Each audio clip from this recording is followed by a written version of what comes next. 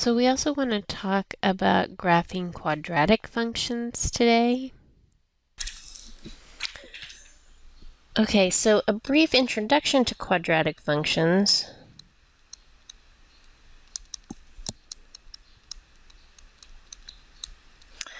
These functions have the form f of x is equal to ax squared plus bx plus c. There's also another form called the vertex form called ax minus h squared plus k, vertex form, and we'll talk about that in a second. But I kind of just want to briefly describe kind of the things that we think about when we're graphing quadratic functions. So these are the things that come into play once you classify your function as quadratic. Now, the simplest quadratic function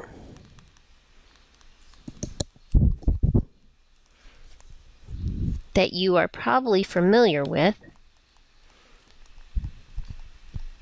is this function f of x equal to x squared. And I want to just briefly sketch this graph.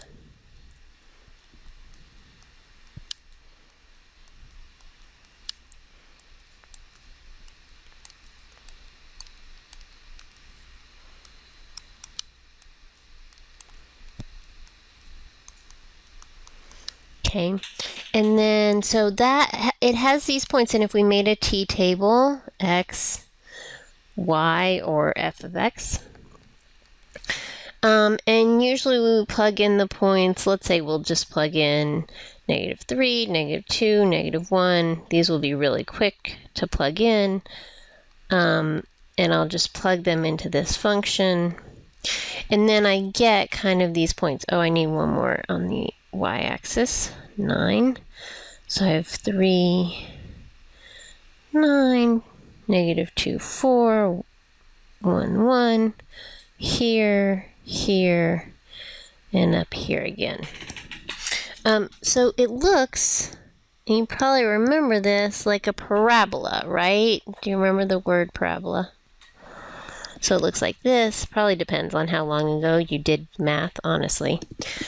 So it looks kind of like this.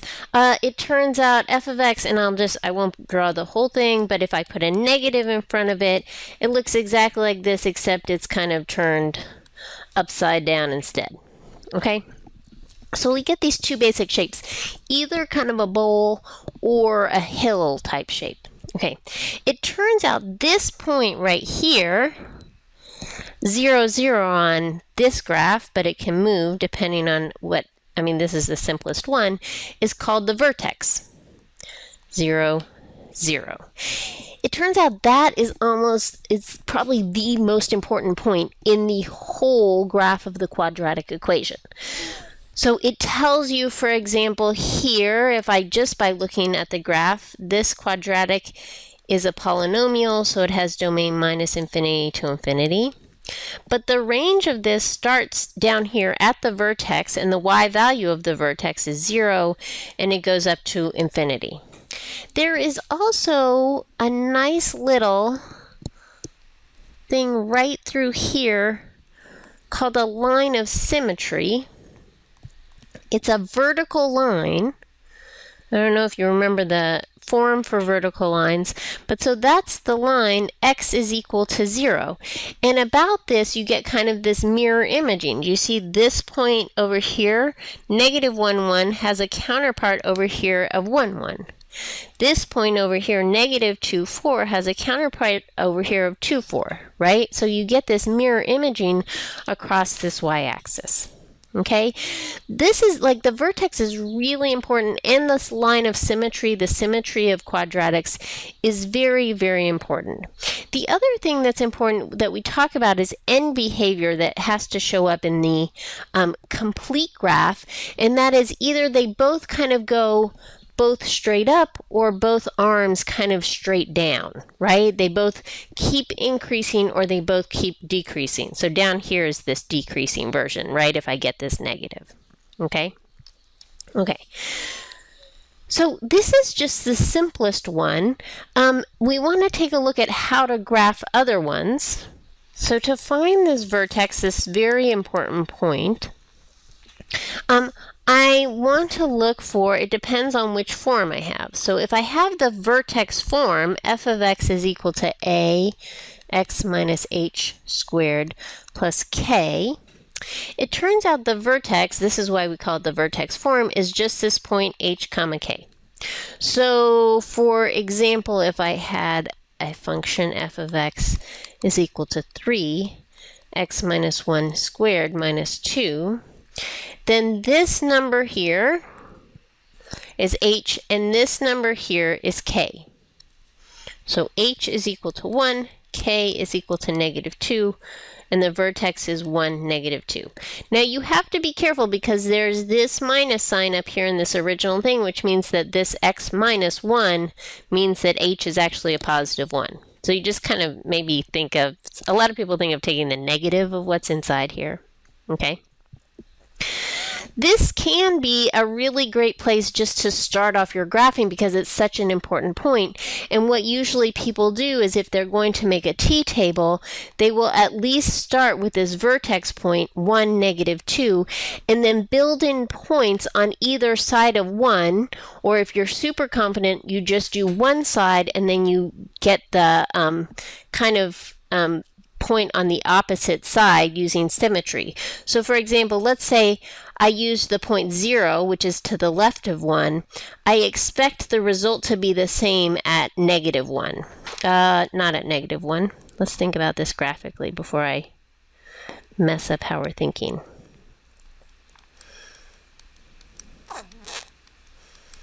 Two, 4, right? So this line of symmetry and the vertex is right here. Let's put it on, right? 1, negative 2, there, right? And here's my line of symmetry. So if I'm going to get a point over here at 0, I expect the same point to be here at 2. That's the one on the other side. Do you guys see that? So if I go to the left on the x-axis, the left by 1, I'm at 0. The right, I'm at 2. So I expect those to be the same. And if you want to just try, I mean, we can plug those in. 3. I lost my pen. Oh, there we go. 3 times 0 minus 1 squared minus 2 will be 3 times 1 will be 1. And then 3 times 2 minus 1 squared minus 2 will be 3 times 1 minus 2, which is again 1, right? So then I get these points here, 1 and 1. So sometimes people don't actually plug in 2 points, they just plug in 0 and then they realize it's the same value for 2. But you can get a couple more points. You probably also should think about how to get these somewhere in here, in this range. This crosses the x-axis, and you need to think about how to get those x-intercepts, right? Okay, now if you have it in the other form, which is probably more typical in this class, 3x squared minus 6x plus 1, or the general form, the vertex is found by h is equal to negative b over 2a, and k is just f of h, where I plug in h. Now, there are a couple of things to remember about graphing quadratic functions. Quadratic functions have a vertex. And the vertex, when it's given in this form, is the point negative b over 2a as the x-coordinate, and then you find the y-coordinate by plugging that back into the function. Okay, that's the vertex, or because these have a U shape or a hill shape, so this is the bottom of the U or the top of the hill. Okay, and so we'll use the vertex plus 2 more points. If they're easy to find, we'll use maybe the y-intercept and another point symmetry. Otherwise, we'll just kind of plug in a couple more points. So let's go ahead and draw. Let's go ahead and figure out what the vertex is.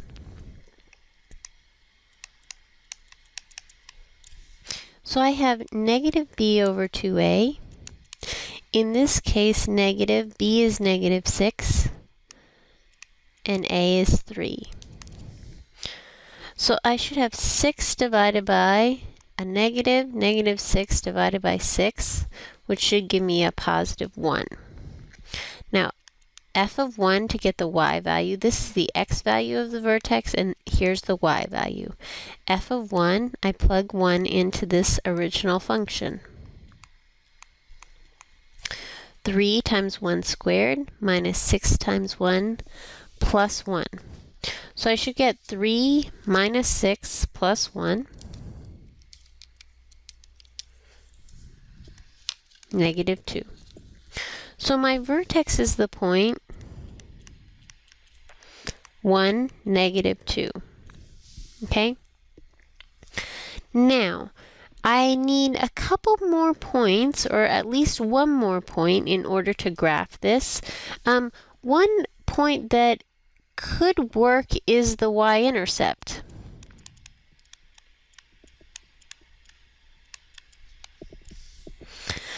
It's probably easy to find. To find the y-intercept, I set x equal to 0 in this original function. So the original function, f of x, is equal to 3x squared minus 6x plus 1. And at 0, I plug 0 in everywhere I have an x, and I get the point 1. So the y-intercept is the point 0, 1. That should be enough for us to graph, so let's go ahead and do that. Let me move down and we'll get some more space. I want to bring down this information. The vertex is 1, negative 2.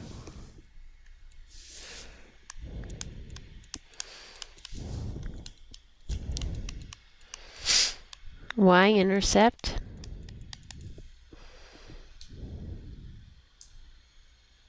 is this point 0, 1, and my function f of x is equal to 3x squared minus 6x plus 1. And we want to draw a graph of this function. Okay.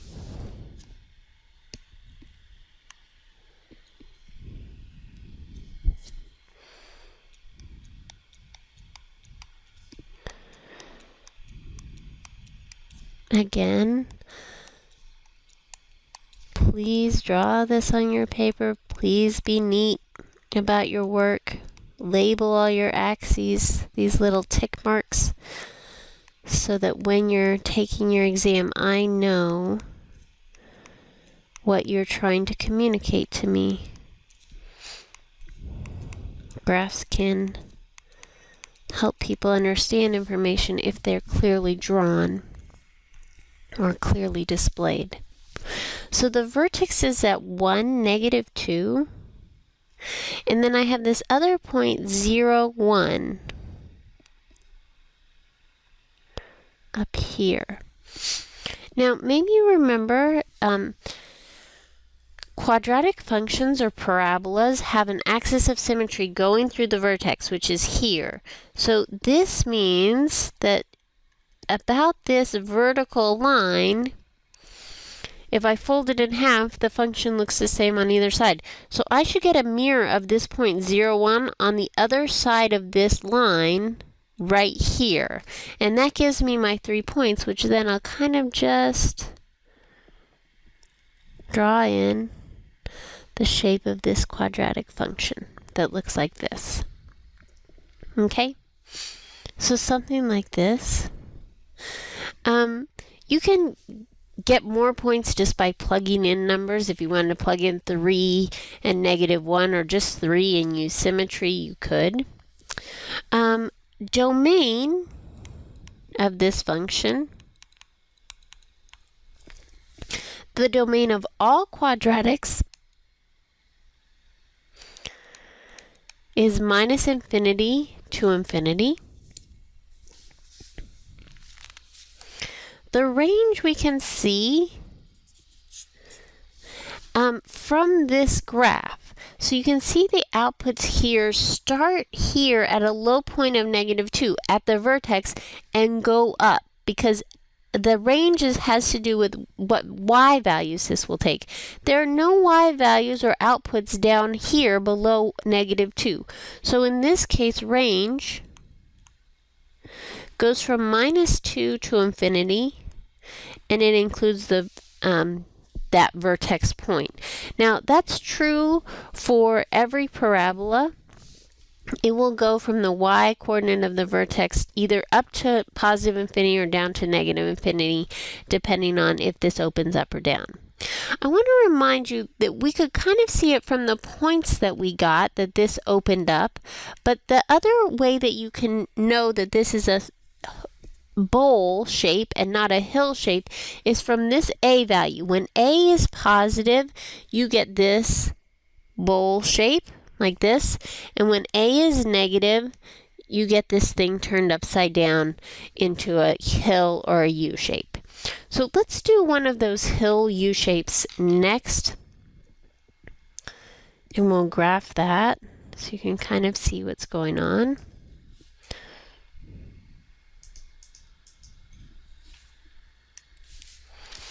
Example, graph.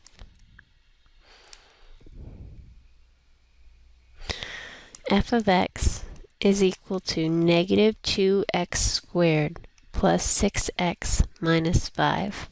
Okay, again, I'll find the vertex and y-intercept. -b over 2a, again, is my x coordinate. -6 over 2, and a is -2 here. So I have -6 over -4, which should be 3/2. Now the y is f of 3/2, which might be a little bit messier. And I'll probably use my calculator to compute this value.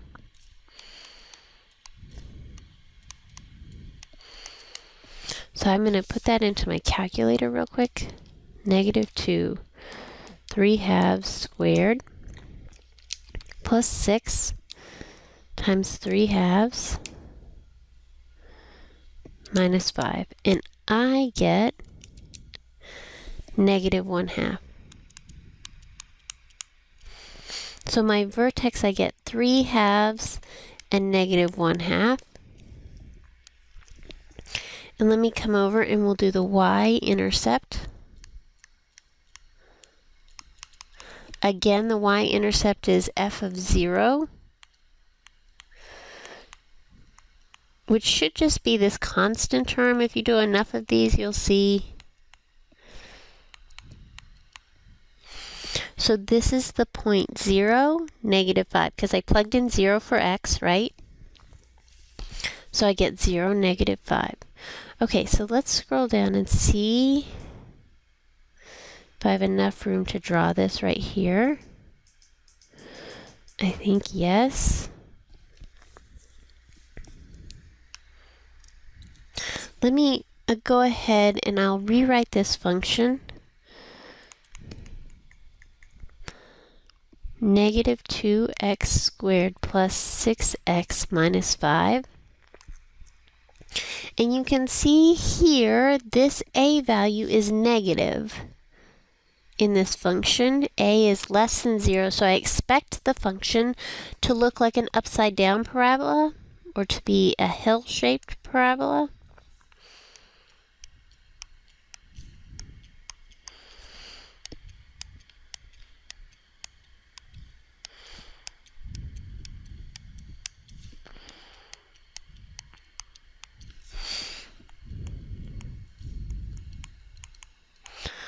I know that it takes time to draw these graphs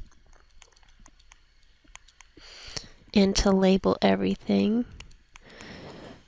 Don't rush. It's a good habit to get into. So here I'm going to plot 3/2, which is 1.5, and -1/2, so it's about right here. Oops. There we go. And then 0 and -5 here. Again, I have this axis of symmetry passing through the point 3/2 or 1.5.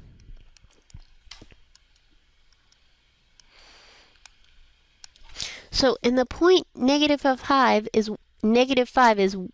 this 1.5 away, so I'll go a half and over again 1, and this should be the point, let's see what that is, 3 -5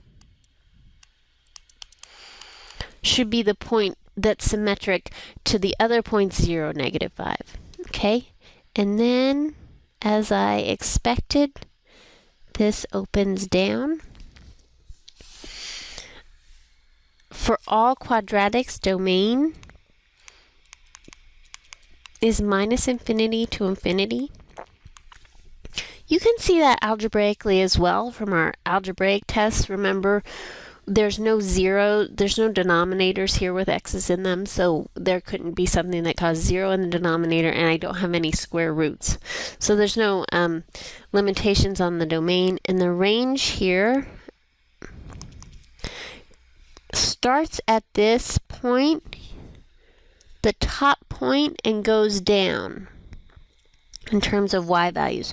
So that top point comes from my vertex, that's -1/2, and that's included, and goes down to but I want to start here, right? It's from here to -infinity, but in terms of writing this, we should write it as -infinity to -1/2. Okay, because I want to write this range increasing. -infinity should be the left endpoint or the low point here, and it goes up all the way to this point. Okay. Okay, those should be quadratic functions. So let me know if you have any questions.